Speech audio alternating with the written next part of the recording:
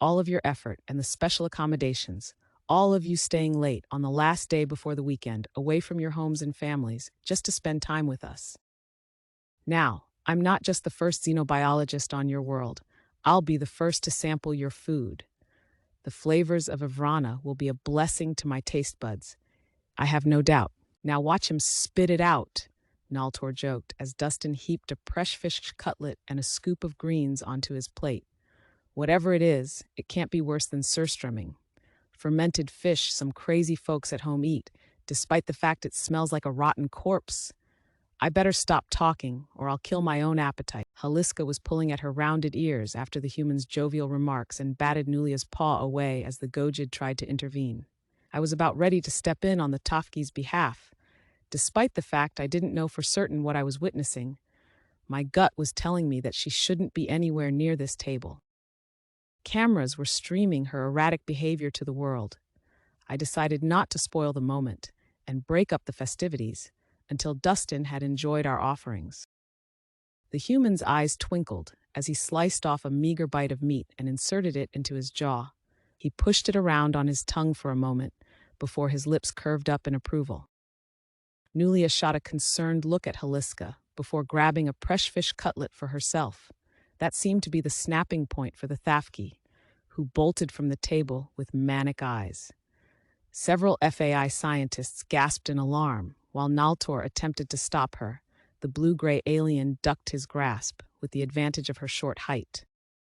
I watched in disbelief as she ran off toward where the public was lurking. She couldn't just roam our streets at first contact. I knew the Selmer General was thinking the same thing. Outside of a controlled environment, there was no guarantee of her safety, or from the military's point of view, ours. There was nothing to stop reporters from cornering her either. Dustin stood from his chair. Haliska, you can't run off. This is their planet. We're their guests. We don't have permission to wander. Hallie! Stop! You're causing a scene in front of hundreds of cameras. You can't run away from the Bissums on their own world. Ah, damn it! I can't have an alien roaming loose on the streets. What the fuck has gotten into her? Naltor spat. Please don't hurt her. I know she has no right to scamper off when we're just building trust, but she's having a panic attack. I beg you to forgive her transgression. I'll have my men collect Haliska, but you can forget waiting until tomorrow to give us the full story. I want to know why she did that right now. Not here. Let's take it somewhere private, Doctor. Tassi can come as well if she wants. For those watching, the Thafki species has some residual trauma that caused Haliska to react in such a way.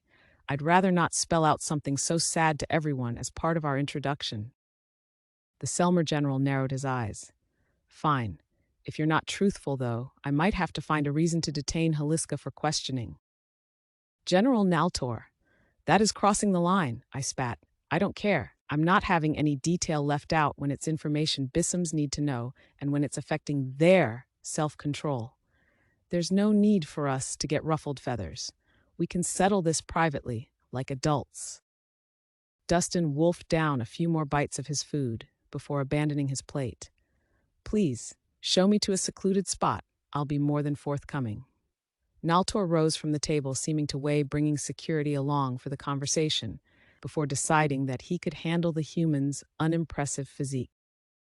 Nulia shared a few whispers with Dustin. The Terran asked the Gojid to stay with the other FAI scientists and try to smooth things over for the cameras, as well as to soothe Haliska if she was brought back in our absence. I followed with my own reluctant curiosity, while I wanted answers to what happened in that atrocious war and how it tied into a feast. It felt wrong to threaten the human's teammate to ensure The Selmer General was just lashing out from fear, since whatever hypotheticals he was conjuring about the missing details were likely getting more sinister by the minute. Haliska didn't like seeing the fish brought out, and she definitely didn't like Dustin and Nulia putting cutlets on their plates. The human said it was a panic attack and that the Thafki had trauma. Does Haliska see herself as the fish, somehow? That's a deranged conclusion, isn't it? Dustin waited as Naltor shut the door to an unassuming office before sitting down in a chair. The human's expression looked crestfallen. I could see that he was distraught over how the dinner had fallen apart.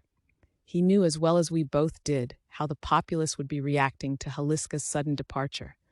It made the aliens look emotional and unstable, as if Vrana's first impression of how they'd interact with us Bissams.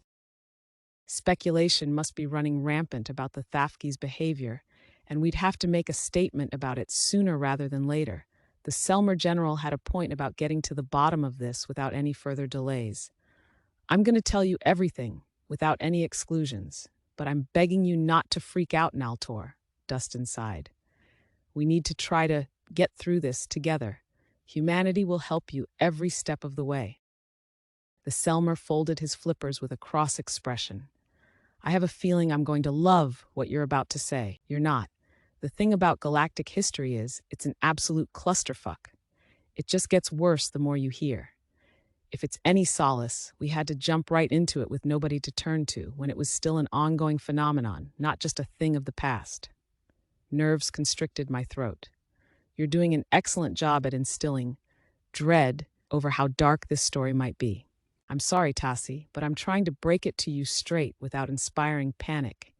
So here it goes. That species that wiped out the Thafki homeworld? They're called the Arksur, and they perpetrated hundreds of gruesome raids which were tailored toward collecting sapient cattle. Dustin waited as a gasp escaped from my beak, and Naltor leaned in with disbelief. What kind of abominable civilization would hold thinking people as livestock? Yeah, it's ugly. Haliska's kind only had 12,000 free individuals, while millions were only just liberated and brought to the commune as part of the Treaty of Sol.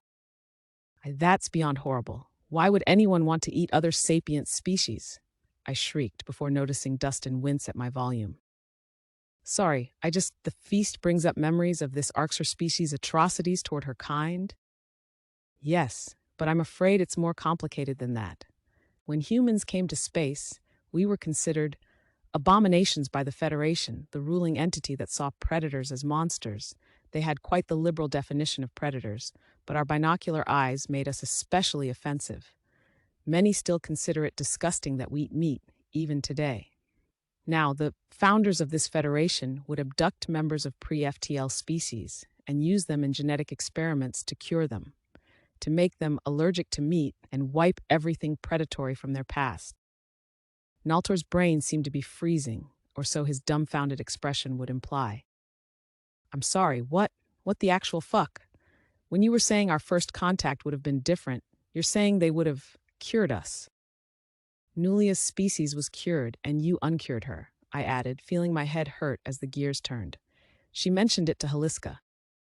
We helped undo the gene edits forced on many races. We've tried to uncover every species' true history and give it back to them. Prejudice against us has been something we've struggled with,